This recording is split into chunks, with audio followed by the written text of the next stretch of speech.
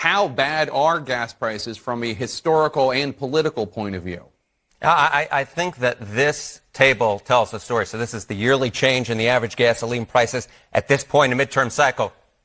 Right now, we're at the top, up 53% from last year. That is the highest in any midterm cycle since 1994. And as a student of political history, I can't help but notice that the next highest ones, 2006 and 2010, saw major gains for the opposition party, in 2006 being the Democrats and 2010 being the Republicans. And when I see gas prices like you saw on that last slide, I can't help but think I want to do a lot more walking and not pay the price at the pump. And you might be asking yourself, okay, how is this impacting President Joe Biden? Look at his job performance on gas prices. You don't have to be a mathematical expert to know that 31% is a very, very bad number. The vast majority, more than 2/3 of Americans, disapprove of Joe Biden's job on gas prices, Jake. So another huge issue is inflation in general as we head into the midterms. How is that impacting President Biden?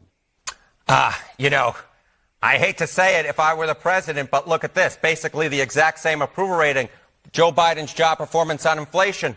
Look at that. Just 28%. Disapproval rating.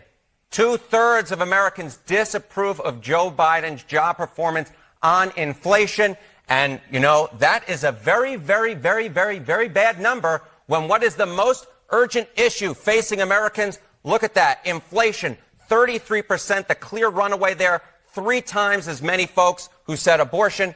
And you might have remembered immigration was something that Republicans were going to want to hit on in this midterm election, but just 7% say that. They're much wiser refocusing on inflation. And if you watch Republican messaging, they're exactly doing that, Jake. And Harry, you touched on this already, but tell us more about what's happened in past elections when voters had this dismal a view of the economy.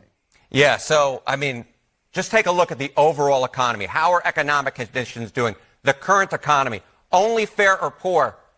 85% of Americans say the current economy, they view it as only fair or poor. That is the worst since 2011. The economic outlook getting worse. 77%. That's the worst since 2009. These are historic numbers. And you know what, Jake? If we look back at White House losses, when 75% of folks think the economy is just fair or poor at this point in the midterm cycle, the White House lost 13, 63 seats, 54 seats in the House of Representatives. These are just very, very bad numbers overall. People don't like the way the economy is going. They don't like inflation. They don't like gas prices. And it's likely to hurt Democrats in this midterm.